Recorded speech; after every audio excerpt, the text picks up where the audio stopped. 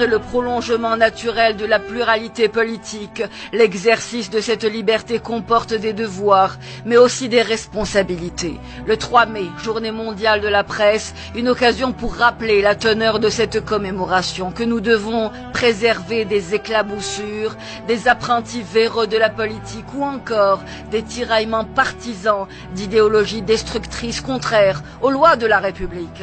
La liberté d'expression s'exerce par une appréciation objective, sans crainte de représailles, de données criardes. La liberté d'expression, c'est rappeler en l'occurrence que le général de corps d'armée Gaïd Salah n'est pas dans son rôle lorsqu'il évoque lors de ses rendez-vous hebdomadaires des dossiers de corruption et s'exprime sur la situation politique. C'est dire que le vice-ministre de la Défense ne peut pas se substituer aux politiques de l'heure. La liberté d'expression, c'est dire, sans risque d'être accusé de délit d'opinion, que les interpellations actuelles engagées par la justice sont insuffisantes, dire en toute liberté de penser, sans se voir taxé de presse déstabilisatrice, dire que l'institution militaire compte dans ses rangs des officiers libres qui refusent toute forme d'allégeance, si ce n'est celle qu'ils ont jurée à la patrie.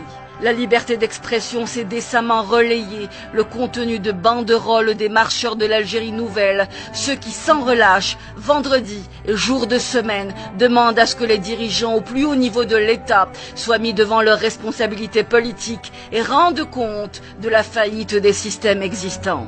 La liberté d'expression, c'est exiger que l'on explique les raisons du classement par l'UNESCO de l'enseignement primaire en Algérie, au plus bas du tableau, en deçà des pays dévastés par les guerres à l'image du Yémen, de la Libye ou encore de la Syrie.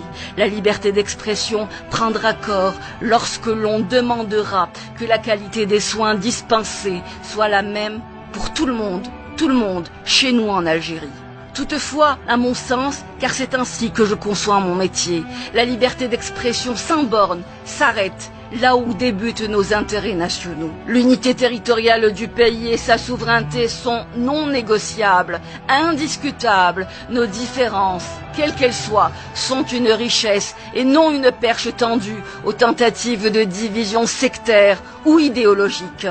Les martyrs de l'Algérie venus d'horizons divers de notre vaste territoire ont donné, sans compter, pour une Algérie une et indivisible, dans la totalité de ses frontières, bâties sur les principes du 1er novembre 54. Prétendre le contraire n'est que palabre, discours fallacieux, aux objectifs destructeurs et sournois. La liberté d'expression nous ordonne de rappeler que plus que jamais, nous devons rester soudés, grossir nos rangs en jumelant nos différences, source d'enrichissement. Ça ne sera que par la force de nos marches d'usure que nous arriverons patiemment à avoir raison des opportunistes de la République.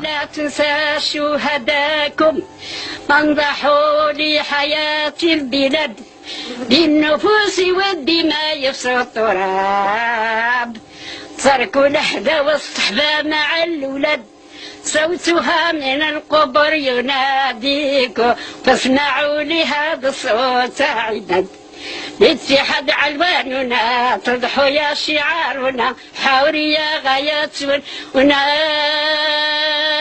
نرفع العلم.